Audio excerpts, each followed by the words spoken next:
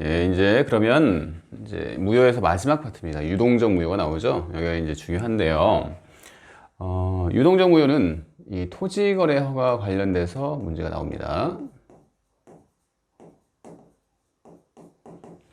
이 토지거래 허가는 우리 민법에서도 시험 범위이지만 중개사법에서도 시험 범위예요. 그래서 설령 민법에서 안 나온다고 하더라도 중개사법에서 나오는 경우도 있고 반대의 경우도 있습니다. 그래서 그런 거 생각하면 중요도가 좀 있는 거죠. 그러니까 우리 민법에서는 한 3년에 한 번? 이 정도 나오는 것 같아요.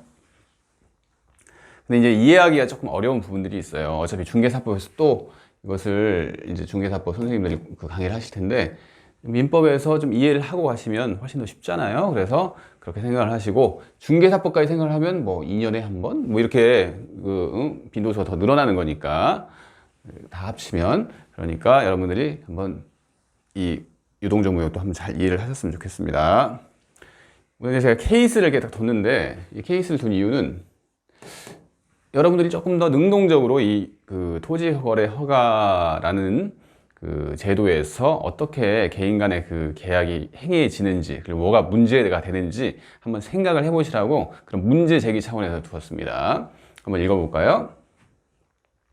토지거래 허가 구역 내에 위치한 A 토지의 소유자 갑은 을에게 A 토지를 팔기로 하였는데 아직 허가를 받지는 못한 상태입니다.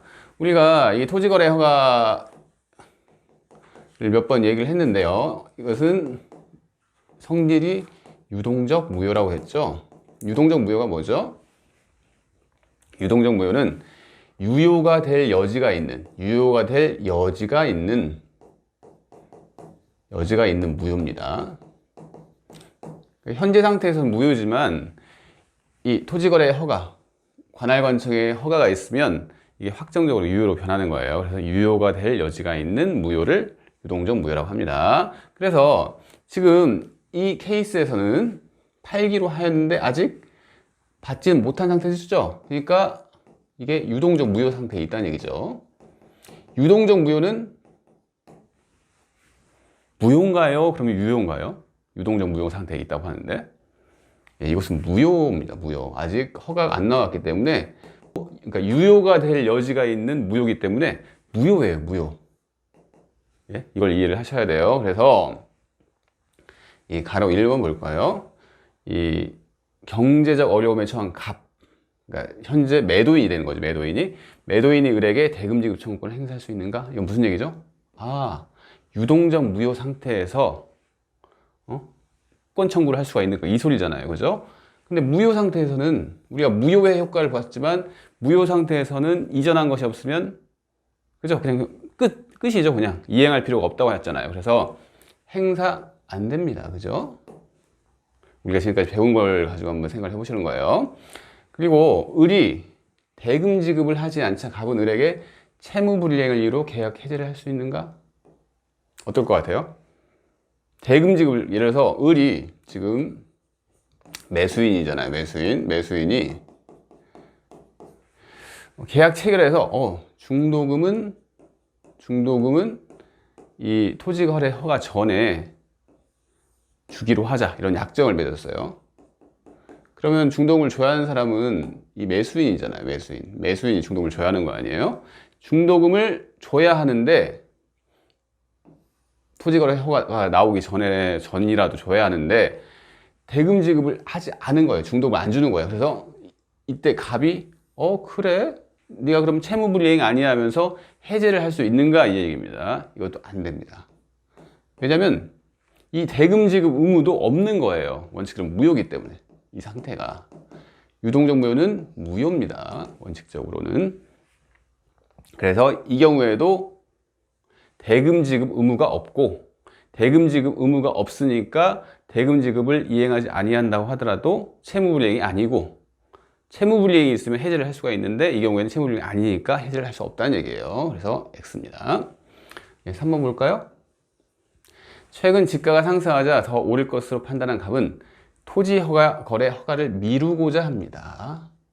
그러니까 더 이제 가격이 올라갈 것 같으니까 매도인 입장에서는 내가 조금 너무 경솔했나 하면서 허가를 좀 미뤘으면 좋겠다 이렇게 생각을 하는 거예요. 그래서 이에 을은 갑에게 협력 의무 이행을 청구할 수 있는가 이겁니다. 그리고 협력 의무 불이행을 이유로 손해배상 청구가 가능한가 이렇게 물어봤는데 우리가 유동적 무효라고 했죠. 무효긴 무효인데 유동적이에요. 유동적. 그래서 유효화될 여지가 있는 무효라고 하잖아요. 근데 이 유효가 될 여지가 있기 때문에 이 양 당사자 사이에서 현재 유동적 무효 상태에 있다고 하더라도 협력 의무는 발생을 합니다. 그러니까 둘이서 토지거래 허가를 받기로 계약을 맺은 거잖아요. 그러니까 매매 계약을 맺으면서 우리 토지거래 허가를 받자 이렇게 한 거잖아요. 그래서 이 허가를 받을 협력을 해야 합니다. 그래서 양 당사자는 협력 의무가 있어요. 그래서 협력 의무 이행 청구는 할 수 있습니다. 그러니까 여러분들이 어떻게 보면 대금지급 의무, 협력 의무, 의무 똑같다고 생각하시면 안 된다는 얘기죠. 대금지급 의무랑 협력 의무 이행은 달라요. 그죠? 협력 의무 이행은 대금지급 의무 전에 생기는 의무입니다. 그죠? 그래서 협력 의무 이행은 청구할 수가 있습니다. 여기서 이제 유동적을 강조하면 이게 이해를 하실 거예요. 이게 유동적 상태니까 그래도 유효가 되기 위해서는 어떤 협력 의무를 해야지 이렇게 생각하면 되십니다. 그리고 협력 의무 불이행이 있으면 이를 이유로 손해배상 청구도 가능해요. 그래서 협력 의무는 있고 이거 이행 안 하면 손해배상 청구도 가능하구나 이렇게 생각하시면 됩니다. 이제 케이스를 보면서 이게 지금 유동적 무효가 이런 걸 배우는 거구나 이렇게 그 정도만 이해를 하시면 돼요. 그래서요 쭉 유동적 무효가 뭔지는 설명을 하지 않겠습니다. 그러면 토지 거래 허가 관련 법률 관계 그래서 이제 쭉 나오는데 여러분들이 벌써부터 지칠 것 같죠? 그래서 한번 그 전 단계로 보면 지금 글자 색깔이 달라요. 그죠? 글자 색깔이 무효 이것은 유동적의 포인트를 줬어요. 지금 제가 색깔 구분이 잘 되시는지 모르겠는데 한번 봅시다. 그래서 계약 체결을 했어요. 토지거래 허가가 필요한 토지에 대해서 매매 계약을 했다고 해봅시다. 계약 체결을 했어요.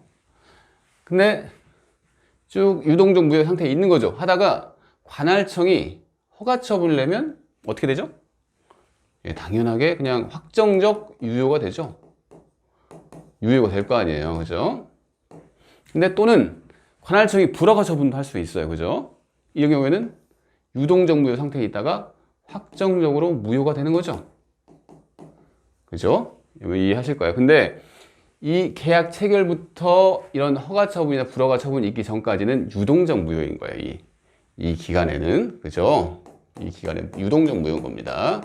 근데 유동적 무효의 법률 관계를 지금 우리가 공부를 하고 계시잖아요. 그래서 무효를 강조하니까 제가 아까 방금 했던 얘기인데 무효를 강조하니까 그 양 당사자끼리 계약을 체결하면 어떤 의무들이 발생하고 권리들이 발생을 하는데 그게 무효구나. 그죠? 유동적 무효도 무효니까. 무효입니다. 무효. 그래서 채권적 효력이 없어요. 채권적 효력. 그러니까 양 당사자가 자기가 채권을 가지고 있다고 해서 소유권 이전 등기 청구권을 행사한다든지 아니면 대금지급 청구권을 행사한다든지 의미가 없다는 얘기입니다. 이 상태에 있을 때는 아직 무효인데 아직 유효가 돼야지 그걸 청구를 하는 거잖아요. 그죠? 그래서 이행 청구가 불가합니다. 아시겠나요? 그리고 설령 아까 얘기 들었지만 중도금을 그 전에 이 처분이 있기 전에 관할관청의 처분이 있기 전에 중도금을 지급했다는 약정이 있더라도 그 중도금을 지급하지 않는다고 해서 채무불이행이 안 돼요. 그래서 채무불이행이 안 되니까 우리 해제를 아직 배우진 않았지만 해제는 채무불이행을 사유로 해요. 그래서 해제도 안 된다는 얘기입니다. 이걸 이해를 하셔야 돼요. 그리고 이제 이거 여기까지 이해를 하셨다고 보면 그 다음 이번에는 유동적의 포인트를 둡시다. 유동적인 건 뭐죠? 현재는 무효지만 유효가 될 여지가 있구나 이 소리잖아요. 그죠? 유동적 무효가. 그래서 유효가 되게 하기 위해서 당사자끼리 어떤 의무가 발생할 수도 있겠는 걸 이렇게 생각하시면 됩니다. 그래서 이 경우에는 이게 무슨 얘기냐면 계약금 등 반환 청구가 안 됩니다. 무슨 얘기냐면 아까 그 사례에서 우리 이제 케이스에서 봤잖아요.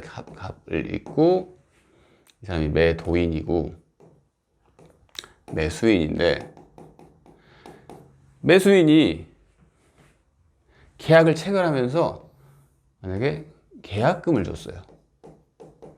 뭐 또는 중도금까지 줬다고 해봅시다. 그러면 근데 이 상태에서 계약금 등 반환 청구를 이 사람이 줘놓고 할 수 있는가 이 얘기입니다. 유동적 무효 상태에서 할 수 있을 것 같아요? 유효가 될 수도 있기 때문에 이 사람이 돈을 준 거죠. 그죠? 근데 현재 무효라고 얘기를 하면서 그래 유동적 무효는 무효를 강조를 하면서 무효니까 그 줬던 거 반환 받을 수 있어. 부당이득 반환 청구로. 이 얘기는 안 된다는 얘기예요. 왜냐하면 아직 유효가 될 여지가 있기 때문에 줬던 것은 반환 청구가 안 된다는 얘기입니다. 아시겠죠? 그리고 두 번째 봅시다. 이건 했던 얘기죠. 유동적 무효이기 때문에 양 당사자끼리 협력 의무가 발생을 하겠죠. 그래서 만일 협력 의무를 뭐 일방 당사자 측에서 불이행을 하면 그 상대방 당사자는 불이행을 했어? 손해배상 청구가 가능합니다. 그리고 이 협력 의무 불이행을 원인으로 이렇게 협력 의무를 불이행하면 우리끼리 손해배상 의무가 발생하는 걸로 약정을 하자. 그러니까 손해배상 약정도 가능합니다. 아시겠죠? 그래서 손해배상 청구 가능하고 협력 의무를 불이행하면 소송까지 제기를 할 수가 있어요. 소송까지. 아시겠죠? 이걸 이해를 하시면 훨씬 더 그 다음 단계가 쉬워질 거라고 생각을 합니다. 그럼 책을 가봅시다. 책 토지거래허가 관련 법률 관계 제가 전체를 쫙 정리를 한번 해봤는데요. 토지거래허가라는 뭐 이런 것은 이제 아실 거라니까 패스합시다. 패스. 그리고 토지거래허가 전의 법률 관계가 뭐라고요? 유동적 무효입니다. 유동적 무효. 그럼 유동적 무효니까 그렇지. 채권적 효력 없고 채권적 효력이 없으면 당연히 물권적 효력도 없는 거예요. 그래서 채권적 효력이 없으니까 뭐죠? 이행 청구를 할 수 없고 의무도 발생하지 않고 권리도 발생하지 않고 그러니까 이행 청구도 불가하겠지. 권리가 없는데 무슨 어떻게 이행 청구를 할 수가 있겠어요? 그래, 이행 청구 불가하고 이행하지 않더라도 채무자 입장에서 이행하지 않더라도 채무 불이행 아니겠죠? 그죠? 그래서 그러니까 이 화살표는 인과관계로 생각하시면 돼요. 채무불이행 아니니까 설령 허가 전에 중도금이나 잔금 등의 이행기가 약정이 있어요. 그래서 언제까지 중도금을 내라 이런 약정이 있다고 하더라도 그것을 이행하지 아니하였다고 해서 채무불이행 아니라는 얘기입니다. 그래서 이렇게 두 개를 봤고요. 3번 봅시다. 그래서 채권적 효력이 없기 때문에 또 발생하는 문제가 뭐냐면 채무불이행이 없어. 채무불이행이 아니라고 했죠. 채무불이행이 아니니까 뭐죠? 법정해제는 불가합니다. 법정해제. 법정해제라는 것은 채무불이행을 사유로 한 해제예요. 그죠? 그래서 채무불이행으로 법정해제 불가하고 당연히 채무불이행이 없으니까 이 채무불이행을 이유로 한 손해배상 청구도 불가하겠죠? 아시겠죠? 근데 이제 이것은 이제 설명을 제가 안 드렸는데 주의할 것은 하면서 토지거래 허가를 대상 토지로 이렇게 계약을 맺었지만 나는 계약금 포기할란다. 상관없는 거잖아요. 그래서 계약금에 의한 해제는 가능합니다. 그러니까 여러분들이 무조건 해제는 안 돼 이렇게 생각하시기보다는 이것은 그치 토지거래 허가일 경우에는 채무불이행이 안 되니까 채무불이행을 사유로 한 법정해제라고 하는데 그걸 법정해제는 안 돼. 그러니까 해제가 종류가 뭐 법정에도 해제도 있고 약정해제도 있고 이 계약금에 의한 해제도 있습니다. 법정 해제라는 것은 법정 사유가 있어야지 해제권을 행사할 수 있는 해제라고 생각하시면 돼요. 근데 법정 사유가 채무불이행이라는 얘기죠. 그래서 채무불이행이 안 되니까 법정 해제는 안 돼요. 하지만 그렇다고 계약금 줬는데 그냥 계약금 안 돌려받으면서 해제하는 것은 그것은 이 토지거래 허가랑 관련 없는 거네. 그래서 계약금에 의한 해제는 이 경우에도 가능하구나. 이렇게 이해를 하셔야 합니다. 무조건 해제 안 돼! 이렇게 얘기하시면 나중에 살짝 비틀어내면 틀려요, 이게. 아시겠죠? 그래서 이렇게 이해를 하시면 되고요. 4번 볼까요? 4번은 채권 제도가 없다고 그랬죠? 그래서 당연히 매수인 측에서 소유권 이전 등기 청구권, 그러니까 매도인한테 소유권 이전 등기를 해달라는 청구권이 발생 안 하겠죠? 여기까지 아시겠죠? 그러니까 매수인은 소유권 이전 등기 청구권을 피보전 권리라는 처분금지 가처분. 이건 갑자기 왜 처분금지 가처분이야? 또 이게 뭔 얘기야? 이렇게 생각하실 수 있는데, 이거는 그러면 처분금지 가처분을 잘 설명을 해드릴게요. 지금 이제 토지거래 허가 얘기를 하는 건 아니고, 이것은 그냥 일반적인 얘기를 하는 겁니다. 일반적인 상황. 의리 매수인입니다. 토지거래 허가 대상 아니에요. 지금 매도인이에요. 근데 이 매수인이 어떤 권리를 가지고 있죠? 소유권 이전 등기를 해달라는 청구권이 있죠. 근데 이 사람이 계속 좀 불안해요. 이 사람을 믿을 수가 없어요. 이 갑을. 예를 들어서 이 사람이 왜 믿을 수가 없냐면 만약에 병원한테 팔아버릴 수도 있죠. 그죠? 뭐 이런 경우가 생기면 이 사람이 갑자기 이중매매 상태가 발생을 하잖아요. 이중매매 상태가 되면 누가 소유권 취득할지는 몰라요. 먼저 했다고 뭐 장땡인 건 아닙니다. 그래서 이 사람이 뭘 청구를 하느냐, 네가 매도인이 처분하는 것을 법원에 가처분이라는 신청을 할 수가 있어요. 이건 법원에 하는 겁니다. 법원에. 이 을이 법원에 갑이 A 부동산을 처분할 것 같으니까 이게 좀 처분 못하게 처분금지 가처분 좀 신청 해주세요 하는 것을 법원에 한다는 얘기예요. 이게 가능합니다. 그죠? 근데 지금 이제 토지거래에서 이제 왜 무슨 얘기냐면 이 을이 소유권 이전 등기 청구권 자체가 없기 때문에 소유권 이전 등기 청구권이 없죠. 그래서 이 처분금지 가처분은 뭘 보호하기 위해서 뭘 해야 하는데 이거 자체가 없으니까 보호할 만한 대상이 없으니까 이 처분금지 가처분 신청이 안 된다는 얘기입니다. 아시겠죠? 지금 그 얘기예요. 근데 좀 뒤에서 나오겠지만 협력 의무 이행 청구권은 있죠. 그 권리를 보호 대상으로 하는 이 갑에게 처분금지 가처분 신청은 가능합니다. 뒤에서 바로 뒤에 나와요. 그러니까 이해를 하시면 됩니다. 여기까지만. 그래서 지금 이걸 하고 있죠. 4번 그 매수인은 소유권 이전 등기 청구권을 피본전 권리라는 처분금지 가처분 신청 불가. 이 4번 나왔죠. 그러면 제가 방금 했던 얘기를 그 뒤에 바로 이 협력 의무 쪽에서 보면 이 얘기 나오죠. 디귿번 매수인은 협력 의무 이행 청구권을 피보전 권리라는 처분금지 가처분 신청은 이때는 가능하다고 나옵니다. 이때는 가능. 아시겠죠? 이 차이예요. 그래서 다시 위로 올라가 봐서 지금 4번까지 했죠. 5번 봅시다. 5번 봐요. 계약 체결 과정에서 지급한 계약금 또는 매매대금에 대하여는 이거 했죠. 부당이득 반환 청구 불가하라고.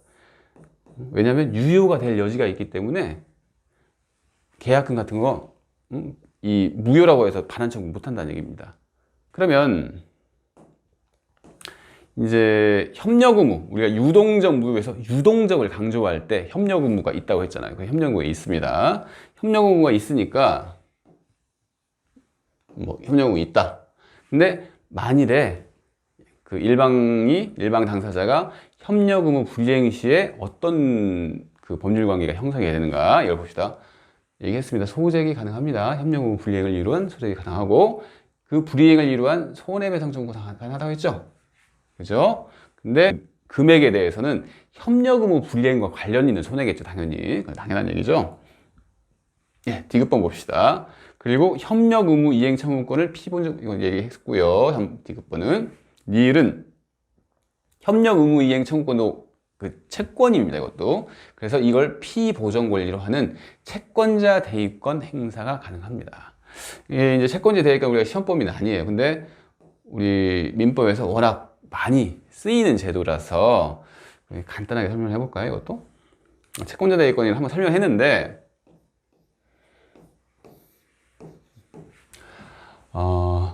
만일에 이 사람이 을이 매수인이라고 합시다. 근데 매수인은 기본적으로 궁극적으로 그 취득해야 하는 게 소유권 이전이죠. 소유권 이전. 그냥 부동산이에요. 그럼 소유권 이전 등기 청구권이 있다는 얘기입니다. 근데 소유권을 넘겨받으려면 이 사람의 소유권을 넘겨받는 거잖아요. 매도인의 소유권을. 근데 현재 그 소유권이 병한테 가 있어요. 병한테 이 소유권이 있다는 얘기죠. 그러니까 이 둘 사이에서도 매매를 맺은 거예요. 부동산 매매를 했는데 우리가 채권 같은 경우에는 타인 권리 매매도 가능하다고 했잖아요. 그래서 갑이 현재 소유권은 없지만 병의 소유권인 이 A 부동산에서 매매 계약을 맺을 수 있다는 얘기잖아요. 그래서 매매를 했어요. 그래서 이 사람은 이 사람한테 넘겨줘야죠. 이 넘겨준 걸 가지고 이렇게 넘겨줘야죠. 그죠? 근데 현재 이 갑이라는 사람이 무슨 일인지 모르겠는데 병한테 소유권 넘겨달라고 청구를 안 해요. 왜 그런지는 그건 중요한 게 아니고요. 청구를 안 해요. 소유권을 넘겨받아야지 이렇게 소유권 이전하는데. 그래서 을이 기다리다가 속이 타잖아요. 속이. 그래서 을이 행사할 수 있는 권리가 있다는 얘기예요. 이게 뭐냐면 채권자 대위권이라는 얘기입니다. 그래서 이 을이 갑의 채권자죠. 채권자. 소유권 이전 등기 청구권. 채권을 가지고 있는데 그 채권을 보전하기 위해서 갑이 병에 가지고 있는 또 다른 채권이 있죠. 갑은 병에 대해서 소유권 이전 등기 청구권이 있죠. 그 청구권을 이렇게 행사를 하는 거예요. 행사를 하면 이게 이제 먹혀 들어가면 이 소유권이 이렇게 이전이 됩니다. 채권자 대위권 행사를 하면. 아시겠죠? 그러면 이제 갑한테 소유권이 와 있네 하면서 이 사람은 자기가 본래 가지고 있는 소유권 이전 등기 청구를 행사하면 되는 거예요. 이게 이제 채권자 대위권인데 이 매수인이 이게 토지거래 허가 대상 토지라고 봅시다. 근데 똑같은 구조를 가지고 있다고 생각해서 현재 이 사람이 그 대상 토지의 소유자예요. 그리고 이렇게 매매를 맺었어요. 토지거래 대상 매매 계약을. 그러면 이 을이 채권자 대위권을 행사할 수 있다는 얘기죠. 왜냐하면 협력 의무 이행 청구자라는 청구권을 가지고 있기 때문에 이걸 행사할 수 있다는 얘기입니다. 그죠? 협력 의무 이행 청구권을 피보전 권리로 하는 채권자 대위권을 행사할 수 있다는 얘기가 지금 이 얘기예요. 지금 여기까지 봤죠? 예, 여기까지 본 겁니다. 그리고 근데 이제 이건 설명을 안 했는데 이건 좀 어려울 수가 있습니다. 협력 의무 불이행하더라도 계약 해제는 불가하다. 왜 불가할까요? 우리가 이건 계약 해제를 안 배워서 어려운 건데 해제라고 하는 것은 우리가 이제 쭉 보면 이제 미리 선행학습이라고 생각하시면 됩니다. 우리가 계약이 성립되면 쭉 해서 유효가 일반적으로 쭉 해서 발생한다고 했죠. 그죠? 근데 이 유효가 된 이후에 여기서 채무불이행이 있을 때 유효한 계약을 대상으로 채무불이행이 있으면 그때 해제를 행사할 수 있는 거예요. 해제라고 하는 것은 채무불이행인데 사유가 법정 해제는 채무불이행이라고 하는 것은 완전히 성립한 다음에 유효한 다음에 어떤 사람이 이제 계약이 다 이행을 해야 하는 단계에 왔는데 갑자기 채무를 불이행할 때 그 해제를 행사하는 거거든요. 그래서 해제는 계약의 유효를 전제로 합니다. 유효를. 근데 이때는 어찌됐든 간에 유동적 무효기 때문에 무효예요. 무효기 때문에 해제는 안 되는 거예요. 무효를 무슨 해제를 해요. 무효 상태에 있는 걸. 그래서 해제가 안 된다는 얘기입니다. 아시겠죠? 그렇게 이해를 하시면 되고요. 그리고 니은번 이것도 설명 안 했는데 매수인을이 협력 의무 이행을 청구했는데 갑이 대금 지급 이행과 동시 이행할 것을 항변할 수 없다. 이게 무슨 얘기야? 좀 어려운 얘기입니다. 이거는 무슨 얘기냐면 이렇게 우리가 지금 이런 걸 배우고 있잖아요. 매수인이고 이 토지거래 허가 대상 토지예요. A 토지라고 봅시다. 토지거래 토지인데 이 매수인이 그 갑과 이제 매매 계약을 맺을 때 을이 중도금을 토지거래 허가가 나오기 전에 중도금 지급 기일이 있어요. 지급 약정을 한 거죠. 그죠? 그래서 있는데 이 사람이 중도금을 지급을 안 하고 있습니다. 안 하고 있으면서 이 사람이 협력 의무를 청구하는 거예요. 그러면 여러분 입장에서는 이걸 어떻게 판단하실 것 같아요? 그러면 갑도 좀 불쌍하네? 중도금을 주기로 해놓고 그리 중도금을 안 주면서 얘가 협력 의무 청구를 하는 게 이게 바람직한 것인가? 뭐 물론 바람직한 건 아니겠죠. 근데 우리는 지금 법학을 배우고 있어요. 법은 뭐 바람직하다 뭐 이런 것 또 중요한 부분도 있지만 꼭 그런 것만 아니죠. 그래서 갑이 나는 그러면 동시이행 항변권을 행사할래 이렇게 한 거예요. 이게 받아들여질 거예요. 이 소리죠. 이 경우에도 중도금 지급 약정을 했는데 중도금을 지급 안 하고 있어요. 그래서 이 갑이 그러면 네가 중도금 줄 때까지 나는 협력 의무 이행 안 할래. 이게 될 거냐는 얘기예요. 될 거냐는. 이게 안 된다는 얘기입니다. 결론적으로. 왜냐면 어차피 이 중도금 지급 의무는 있다고 했어요.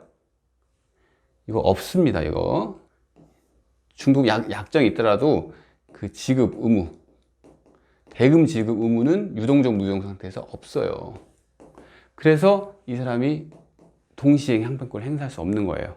그렇게 설명해도 되고, 이 동시이행 항변권은 이 급부 간의 균형 있는 급부, 그러니까 양 급부가 같은 체급이어야 돼요. 근데 이 협력 의무는 같은 체급이 아니에요. 그러니까 중도금 뭐 지급 의무 이것은 나중에 소유권 이전 의무랑 같은 체급이지 이 협력 의무랑 같은 체급이 아니에요.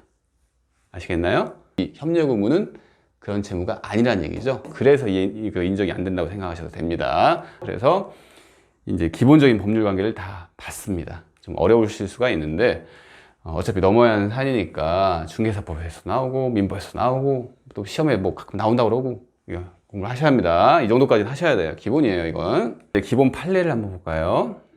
이제 여러분들이 이 정도 아신 상태에서 만약 여기서 이제 이해가 안 되면 이 판례도 이해하기 좀 힘드니까 여기까지 한번 모르시면 다시 한번 들으셔가지고 그래 이거 체크 이거 알지 이건 모르겠는데 이제 알겠어 이런 과정을 거치신 다음에 이 판례를 보셔야 합니다. 판례 이제 기본적 판례입니다. 이것은 토지거래 허가의 가장 기본이 되는 판례라고 보시면 돼요. 그래서 한번 봅시다. 읽어볼까요? 토지거래 허가를 받기 전에는 물권적 효력은 물론 채권적 효력도 발생하지 않으면 무효이다. 이거 뭐 아시겠죠? 첫 줄 아시겠죠? 다만 허가를 받기 전에 거래 계약이 처음부터 허가를 배제하거나 이건 또 설명을 안 한 부분이네. 이거 조금 나중에 설명합시다. 그래서 여기까지는 나중에 설명하고요. 이와 달리 허가받을 것을 전제로 한 거래계약, 일반적인 거래계약이에요. 당연히 허가받을 것을 전제로 계약을 맺는 거잖아요. 매매계약을. 그 거래계약의 경우에는 허가를 받을 때까지는 확정적 무효의 경우와 다를 바 없지만, 그죠? 유동적 무효도 무효라는 얘기예요. 다를 바 없지만 일단 허가를 받으면 어떻게 되죠? 소급해서 유효가 되는 거죠. 그 계약 자체가 유효가 되는 겁니다. 유효가 계약이 되고 불허가가 된 때는 불허가가 된다는 건 무슨 소리죠? 관할 관청이 허가 처분을 안 해줬다는 얘기 그렇게 생각하시면 되죠. 그러면 무효로 확정적 무효가 되는 거죠. 그래서 허가를 받기까지는 유동적 무효의 상태에 있다. 그걸 설명을 해준 겁니다. 유동적 무효의 상태에 대해서. 그러니까 허가를 받을 때까지는 확정적 무효랑 다를 바 없지만 허가를 받으면 소급해서 유효가 된다. 이게 이제 유동적 무효의 상태라는 얘기죠. 따라서 허가받기 전 상태, 지금 유동적 무효 상태입니다. 허가받기 전이에요. 그때는 어떠한 이행 청구도 할 수 없으나 일단 허가를 받으면 유효가 되니까 그때부터는 청구를 할 수가 있겠죠. 그때는 당연히 새로 거래계약을 체결할 필요도 없죠. 유효니까. 가장 이제 기본적인 내용인데 지금 이만큼을 설명을 안 했죠. 그죠? 그래서 이걸 설명을 해보도록 합시다. 이제 이 그림을 보세요. 이렇게 이건 똑같은 거잖아요. 아까 그 그림이랑 여기 있는 상태, 유동적 무효 상태 여기에요. 허가 처분 나오면 확정적으로 유효가 되고 불허가 처분은 확정적으로 무효가 되죠. 그죠? 근데 이 가운데 있는 상태입니다. 근데 이 가운데에서도 확정적 무효가 될 수 있는 경우가 있어요. 불허가 처분이 나오면 확정적 무효가 되는 것은 알겠는데, 여기서 이제 불허가 처분이 나왔어요. 확정적 무효가 되겠는데, 이 상태에 있는데 이 계약 체결 당시부터 허가를 받을 생각이 없었어요. 양 당사자가 거래 계약을 하면서 우리 그냥 이게 토지 거래가 된 토지인데 그냥 형식적으로 뭐 어떻게 이렇게 해가지고 그냥 허가를 어떻게 좀 대충 넘겨보도록 한번 해보자, 뭐 이런 계약을 맺었다고 해보세요. 잠탈이라고 하는 것은 몰래죠. 몰래 잠행한다 뭐 이러잖아요. 몰래 이것을 빼려고 하는 거예요, 허가를. 이런 경우에는 어떻게 될까요? 이 토지거래 허가는 뭐죠? 강행법규에 관련된 거죠. 그냥 무효가 되는 거예요. 이것은 그 규정을 어겨버리는 거기 때문에.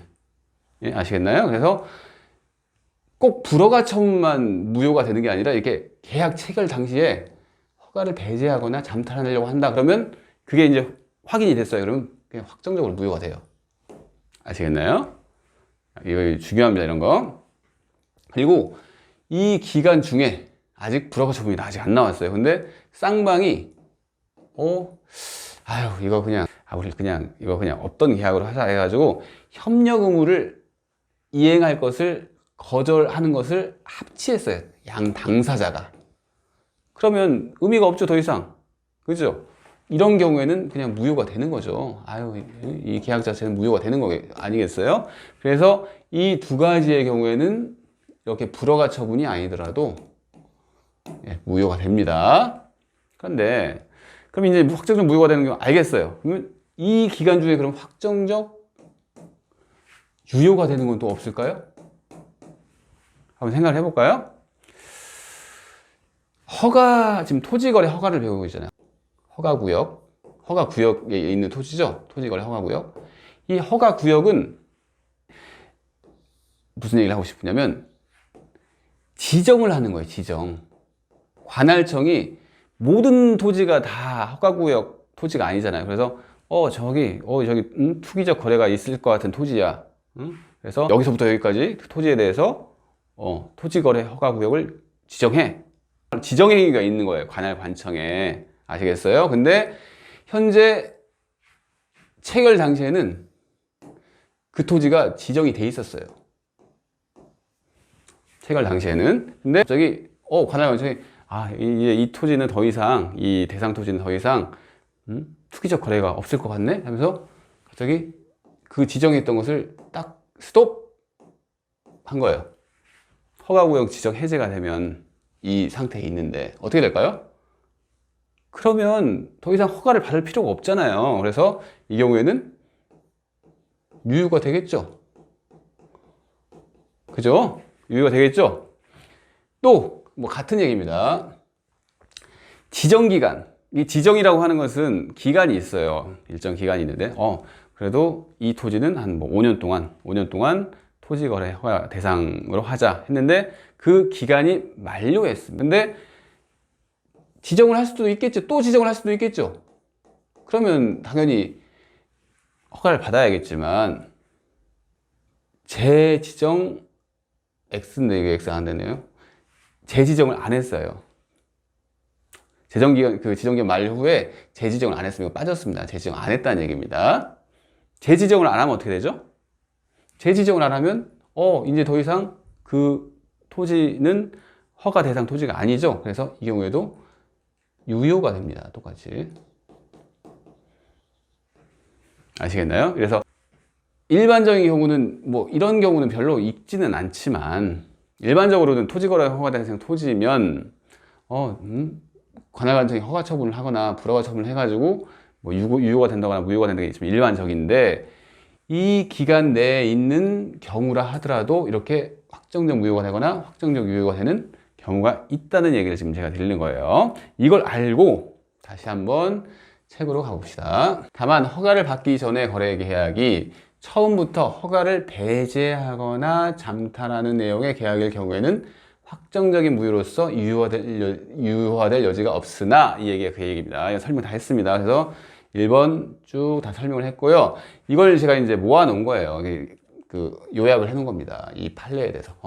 허가 배제 잠탈의 계약은 처음부터 확정된 무효고, 허가를 받을 것을 조건으로 한 계약, 일반적인 계약, 그 계약은 유동적 무효니까 허가 전에는 그죠? 채권적 효력도 없고 물권적 효력도 없고, 허가 후에는 당연히 소급적 유효가 되니까 새로 계약을 체결할 필요 없죠. 그 판례를 그냥 이렇게 딱 두 줄로 이렇게 요약을 해놓은 거예요. 그래서 이게 이해가 가시면 이것만 보시면 됩니다. 그럼 가로 2번 볼까요? 봅시다. 예. 규제지역 내의 토지에 대하여 거래계약이 체결된 경우에 당사자는 계약 유효하도록 서로, 그쵸? 협력 의무가 있죠? 유동적 무효에서 유동적을 강조하면 협력 의무가 있습니다. 그래서 쌍방 당사자는 공동으로 관할 관청 허가를 신청할 의무가 있으므로, 만약에 이행을 허가 협력을 안 하면 소송상 이익이 있다. 협력 의무 이행을 구할 수가 있다. 뭐 이런 걸 제가 이렇게 모아놨습니다. 이렇게 한번 읽어보시고요. 3번 봅시다. 토지거래 허가를 받기 전에는 매매계약이 무효이죠. 그죠? 매수인으로서도 그 계약 내용에 따른 대금 지급 의무가 있다고 할 수 없습니다. 그죠?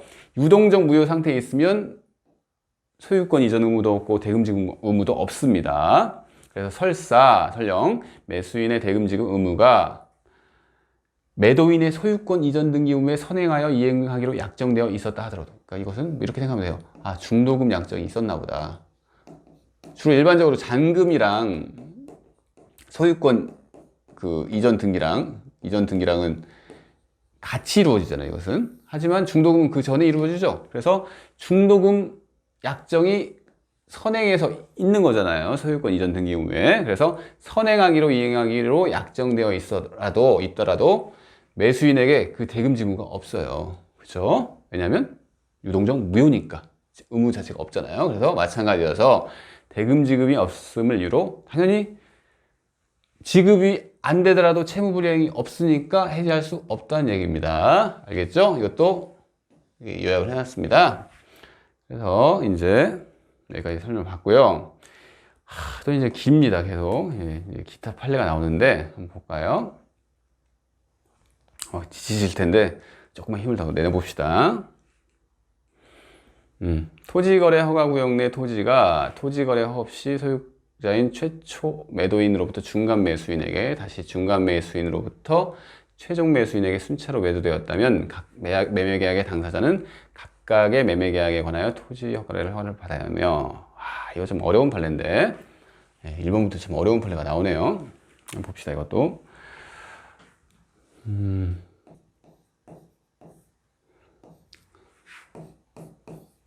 무슨 얘기냐면요, 우리가 중간생략 등기라는 걸 배웠을 거예요. 중간생략 등기를 설명한 겁니다. 이게 곧 나옵니다, 물권편에서. 네. 중간생략 등기란 뭐냐면 이렇게 매매계약을 다 맺었어요. 그러면 을은 이 사람한테 등기를 받아가지고 이 사람한테 또 등기를 이전을 해주는 거죠. 그죠? 근데 이 을이 머리를 돌리는 거예요. 그래서 나는 빼자. 갑한테 병으로 바로 이전한 듯한 그냥 등기를 하자. 이게 이제 중간생략 등기인데, 이 중간생략 등기는 우리가 지금까지 배운 거 있는데 뭐라고 했죠? 예, 단속 규정입니다. 단속 규정. 그래서 단속 규정 의미가 뭐죠? 개인 간의 어떤 법률 관계가 효력이 무효가 되지는 않아요. 그래서 이 갑을 병이 합의를 해가지고 중간생략 등기를 하자, 이렇게 합의를 할 수도 있어요. 그리고 만약에 중간생략 등기를 통해 가지고 이렇게 등기까지 돼 있으면 이 등기는 실체 관계에 부합한 유효한 등기입니다. 유효한 등기예요. 이게 이제 중간생략 등기, 여러분이 지금까지 제가 한번 얘기했던 내용인데, 여기가 이제 토지거래 허가까지 같이 나와요, 이게. 그래서 참 어려운 판례예요, 이게. 근데 우리가 토지거래 허가라고 하는 것은 이렇게 생각하시면 됩니다. 무슨 얘기냐면, 토지거래 허가라는 것은 각 계약당, 계약 하나 맺을 때마다 허가가 하나씩 있어야 돼요. 계약당 허가 하나. 그러니까 이 계약, 매매계약 있죠?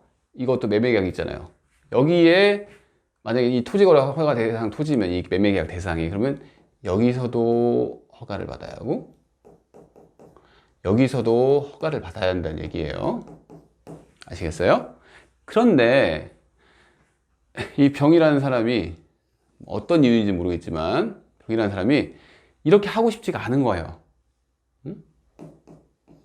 뭐 을도 그렇고 다 이 갑을병 다 왠지 모르겠지만 뭐 어떤 세금 관계상 이런 게 있겠죠. 그래서 갑에서 병으로 토지거래 중간생략 등기가 이게 된다고 하니까 그러면 허가를 이 갑과 병만 허가 대상, 을을 제외하고 갑과 병을 대상으로 토지거래 하나만 받을 수 있지 않나? 이런 문제를 제기한 거예요, 지금 병이. 근데 이게 안 된다는 얘기죠. 왜 안 되죠? 예. 토지거래 허가는 계약당 허가 하나예요, 계약당. 계약할 때마다 허가를 맺어야 돼요. 토지거래 허가 자체가 투기적 그 토지거래를 이렇게 방지하는 그 목적이 있기 때문에 좀 엄격할 수밖에 없어요. 이런 걸 다 그 인정을 해주다 보면 투기가 방지가 안 되기 때문에 무조건 계약 맺을 때마다 받으라는 얘기입니다. 그래서 이 갑에서 병으로 직접 가는 중간 생략 등기는 가능할 수 있지만 이렇게 토지 거래 허가 대상 토지의 경우에는 이 허가가 각각 있어야 하는데 이게 없기 때문에 이때는 이 등기가 안 된다는 얘기입니다. 무효의 등기가 된다는 얘기예요. 궁극적으로는. 아시겠죠? 그래서 이 내용을 가지고 한번 일본 판례를 다시 한번 읽어봅시다. 참 어려워요, 이런 거. 근데 어려운데 시험에 이제 나온다는 게 문제죠. 예, 토지거래 허가 내 토지가 토지거래 허가 없이 소유자인, 그러니까 토지거래 허가 없다는 게 소리가 무슨 얘기냐면, 지금 이걸 그려놓고 시작합시다. 토지거래 허가가 이 갑을 사이에 허가가 또 없고 병 사이에 토지거래 허가가 없어요. 있어야 하는데 소유자인 최초 매도인으로부터 이 갑으로부터 중간 매수인에게 다시 중간 매수인으로부터 최종 매수 순서를 매도되었다면 그죠? 그 계약이 있는 거죠. 매매 계약이 있는 거죠. 근데 토지거래 허가는 없습니다. 그러면 각 매매 계약의 당사자는 각각의 매매 계약에 관하여 토지거래 허가를 받아야 하면 이 소리 나오죠? 이걸 알고 계시면 훨씬 쉬워져요. 이 문구. 그러니까 각 매매 계약에 대해서 토지거래 하나, 여기도 토지거래 하나 해야 한다는 얘기입니다. 그런데 이제 지금 중간생략 등기 얘기가 같이 나오잖아. 중간생략 등기에 합의가 있었어요.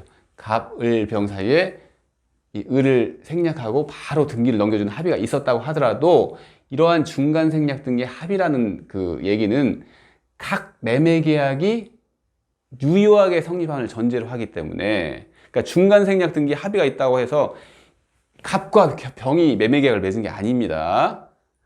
갑과 을 매매 계약, 을과 병 매매 계약을 인정한 상태에서 중간 생략 등기를 하는 거예요. 그래서 성립함을 전제로 하기 때문에 그런 합의, 중간 생략 등기 합의가 있었다고 하여 최초 매도인과 최종 매수인 사이에 매매 계약이 체결되었나요? 그건 아니란 얘기죠. 최초 매도인과 최종 매수인 사이에 매매 계약이 체결되었다고 볼 수 없고, 그리고 이 사람이랑 갑과 병이랑 매매 계약이 체결된 건 아니잖아요.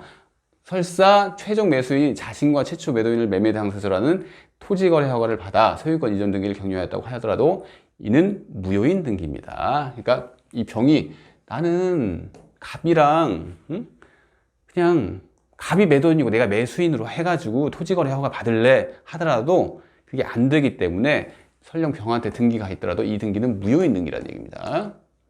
어렵죠? 어려워요, 이거. 설명 안 듣고 이걸 이해를 만약에 하시면 저한테 설명 들으실 필요가 없어요. 그런 분들은. 그리고요. 2번 봅시다. 그러면 1번. 제일 어려운 게 1번에 나왔어요. 지금 2번부터는 좀 쉬워질 텐데. 허가구역 지정기간 중에 허가구역 안에 토지에 대하여 토지거래 허가를 받지 아니하고 토지거래 계약을 체결한 후 여기 나왔네요. 허가구역이 지정 해제되거나 허가구역 지정기간이 만료되었음에도 허가구역 재지정을 하지 아니한 경우에는 어떻게 된다고 했죠? 예, 유효가 되는 경우죠. 그 사이에 있는 경우에도 유효가 되는 경우가 있다고 했잖아요. 그죠? 그래서 토지거래 계약이 확정적 무효가 되는 경우는 뭐가 있죠? 그러면 그 기간 사이에 배제 잠탈 그 얘기를 하는 거예요. 확정적으로 무효가 된 경우를 제외하고는 이런 사유가 있으면 유효가 된다는 얘기죠. 알겠습니까? 이것은 기출이 됐습니다. 기출이 됐어요. 아시겠죠? 예, 중요합니다. 이것도. 2-1번 볼까요? 토지거래 허가구역 내 토지에 관하여 허가를 배제하거나 잠탈하는 내용으로 매매계약이 이거 뭐죠? 무효가 된다고 그랬죠? 근데 계약은 체결된 때부터 확정적으로 무효이다. 따라서 계약 체결 후에 허가구역 지정이 해제되거나 허가구역 지정 기간 만료 이후 재지정을 하지 아니한 경우라 하더라도 계약이 유효가 되는 건 아니다. 어떤 사람이 그러니까 배제 잠탈하는 계약을 맺었는데 쭉 시간이 지나면서 갑자기 재지정 안 한다. 응? 뭐 이렇게 나온 거예요. 그런다 하더라도 그게 유효가 되는 게 아니라 어차피 제일 처음부터 무효가 돼버린 거니까 무효가 된 걸 무슨 어떻게 유효를 시켜요. 그래서 유효로 되는 것은 아니다 이 소리입니다. 넘어가 봅시다. 3번 1번 유동적 무효 상태의 계약은 불허가 처분이 있는 경우 무효죠. 그죠? 당사자 쌍방이 허가 신청 협력 의무의 이행 거절 의사를 명백하게 표시한 경우도 무효죠.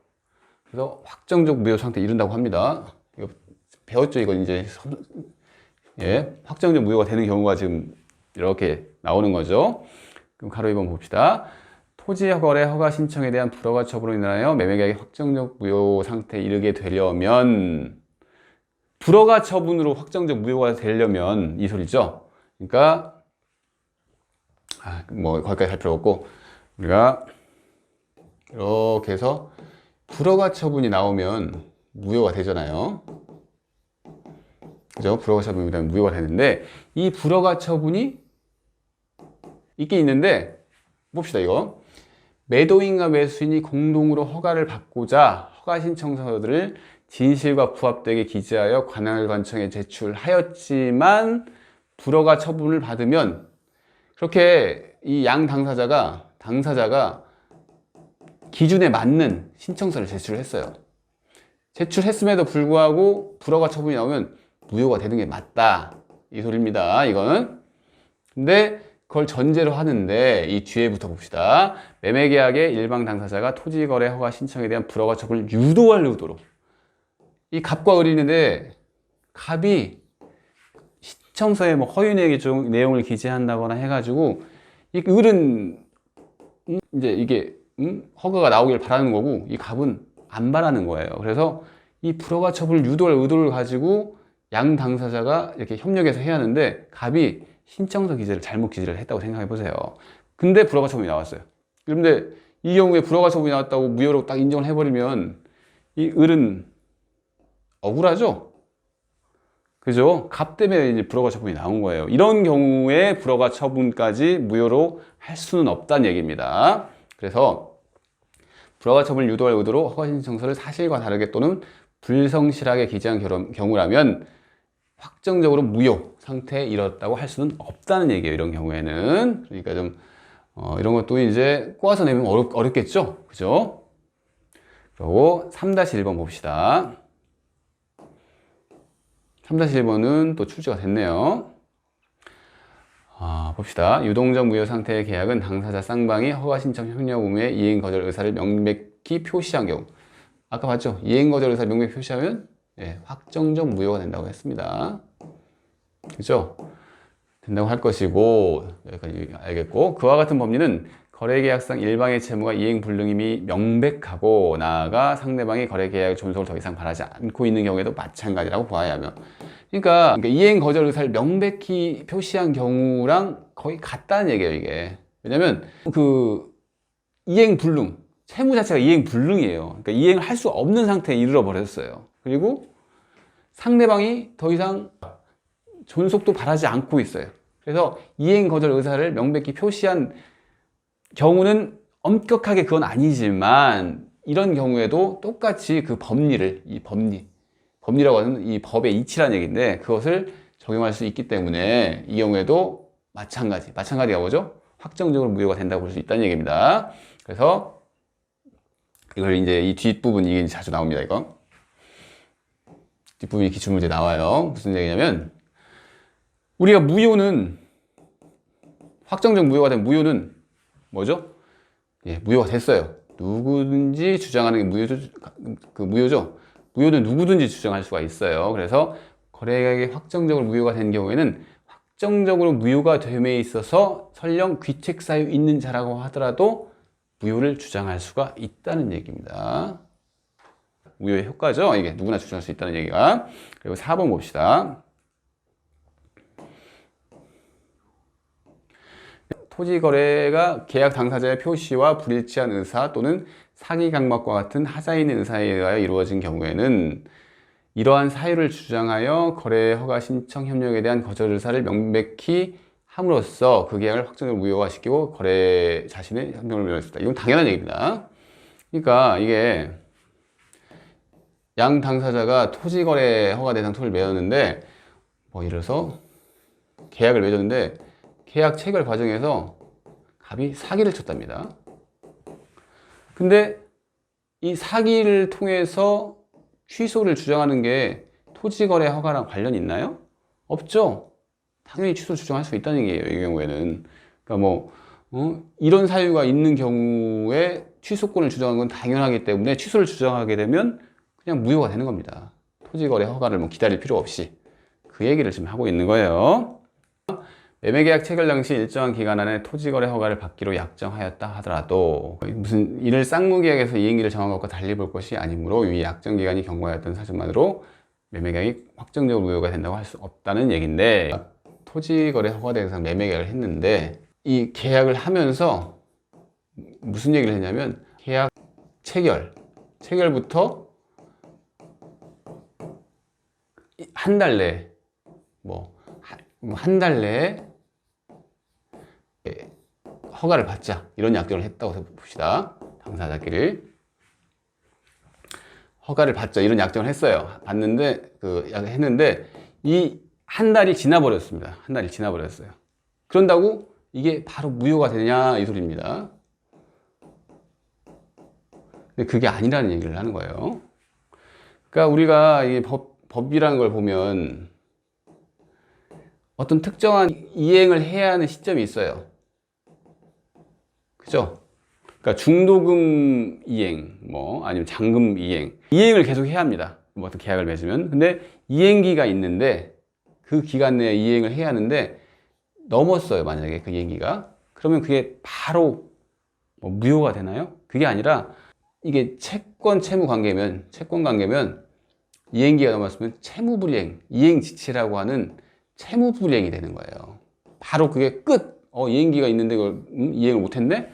그 계약 끝. 이게 아니라 이행지체의 효과를 물을 수가 있어요. 그 얘기를 지금 하는 거죠. 그래서 5번 다시 한번 읽어볼게요. 일정 기간 안에 토지거래 허가를 받기로 했어요. 일정 기간 안에. 근데 그 약정된 기간 내에 토지거래 허가를 못 받았어요. 그렇다고 바로 그 계약이 무효하기로 약정한 취지는 그렇게 무효로 하기로 한 특별한 사정, 만약 그 약정을 위해서 이렇게 한 경우에는 한 달 안에 못 받으면 그냥 무효로 하자 이런 약정이 있으면 모르겠지만 그게 아니라면 이 쌍무계약에서 이행기, 그러니까 한마디로 그 이행기를 정한 것과 달리 볼 것이 아니다. 그 이행기구나. 한 달 안에 하기로 한 게 이행기구나. 그래서 이행기를 넘었다고 무효가 된다고 할 수는 없다는 얘기입니다. 이행지체처럼 생각을 해야지 바로 무효가 되는 것은 아니죠. 그 얘기입니다. 이거 약간 지엽적인 문제니까 그렇게 중요한 판례처럼 보이진 않네요. 그리고 6번 봅시다. 협력 의무 있죠? 그래서 협력 의무를 이행하지 않으면 손해배상 청구도 할 수 있고 협력 의무 이행을 원인으로 해서 당사자끼리 손해배상 약정까지 할 수 있다는 내용입니다. 6번은 쉬운 내용이고 넘어갑시다. 7번 토지거래 허가를 받지 아니하여 매매계약이 확정적으로 무효가 된 상태에서 당사자들이 이미 지급한 매매대금 반환에 관하여 민법상의 부당이득 반환과 다른 내용의 계약을 하는 경우 이는 별개의 계약이다. 이게 무슨 얘기냐면 우리가 지금 이렇게 해서 이 기간 내에 있어요. 계약 체결부터 이게 허가 처분이 났든 불허가 처분이 났든 이 상태에 있으면 이 안에 있는 것 같은 경우에는 계약금 등을 반환 청구를 못 한다고 했죠. 반환을 청구를 못 합니다. 그죠? 왜냐하면 유효가 될 수가 있으니까. 근데 지금 이 판례는 무슨 얘기냐면 지금 설명드렸던 그 내용이 아니라 불허가 처분이 나왔어요. 그죠? 불허가 처분이 나와서 확정적으로 무효가 됐어요. 확정적으로 무효가 됐으면 만약에 계약금 등을 이렇게 지급을 했으면 한 상태면 이 경우에는 반환 청구 안 되나요? 이건 가능하겠죠? 확정적으로 무효가 나왔어요. 불허가 처음에 나왔으니까. 그 얘기예요. 그러니까 아까 했던 내용이랑 전혀 다른 얘기입니다. 이 기간 안에 있으면 허가가 나올지 불허가 나올지 아직 모르는 상태에서는 반환 청구가 안 되지만 지금 판례처럼 불허가 처음에 나왔으면 당연히 무효가 되기 때문에 반환 청구가 가능한데 그 반환 청구에 대해서 일반적으로 이 무효가 되면 부당이득이란 그 효과가 연결이 되잖아요. 부당이득. 근데 일반적인 부당이득 반환 청구와 다르게 그 부당이득 반환에 관해서 이 당사자들끼리 약정을 맺은 거예요. 우리가 이런 경우가 생겼으니까 내가 봤을 때는 이 부당이득 규정에 따르는 것보다 우리가 구체적으로 보니까 네가 손해를 더 입었네. 그러니까 내가 좀 돈을 더 줄게. 이렇게 할 수도 있다는 얘기입니다. 그래서 지금 민법상의 부당이득 반환과 다른 내용의 계약을 했답니다. 다른 내용의. 근데 이 다른 내용의 계약은 그냥 별개의 계약이에요. 반환에 대한 별개의 계약인 거예요. 그래서 이미 지급된 명령의 대금 중 반환할 금액에 범위되는 당사자가 새로운 계약 내용에, 즉 새로운 계약을 맺었으면 이 별개의 계약이 유효하니까 이거에 따라야지 일반적인 부당이득 반환 규정에 따를 필요는 없다는 얘기입니다. 아시겠죠? 7번 넘어가고요. 이것도 그렇게 중요한 판례 같지는 않습니다. 8번 봅시다. 네, 당사자 쌍방이 허가 신청을 하지 아니하기로 한 의사 표시를 명백히 했답니다. 이행 거절 의사를 명백히 했다는 거죠. 이행 거절 의사를 명백히 했고 더 이상 협력하지 않겠다는 걸 당사자 쌍방이 합의했기 때문에 이때는 확정적 무효가 되겠죠. 이건 뭐 당연한 얘기입니다. 9번 봅시다. 유동적 무효인 상태에 있는 거래계약이 확정적으로 무효가 된 경우에는 거래계약이 확정적으로 무효가 됨에 있어서 귀책 사유 있는 자라 하더라도 이거 맞습니다. 그죠? 무효에 귀책 사유 있다고 하더라도 그자가 무효를 주장하는 것이 신의 측에 반한다고 할 수 없다. 왜냐면 무효니까. 무효니까. 그래서 하지만 상대방은 귀책 사유 있는 사람한테 손해배상은 청구할 수가 있는 여지가 있습니다. 아시겠죠? 이렇게 보고요. 다음 페이지 볼까요? 이제 유동적 무효 끝났네요. 좀 어렵죠? 조금 쉬었다 하겠습니다.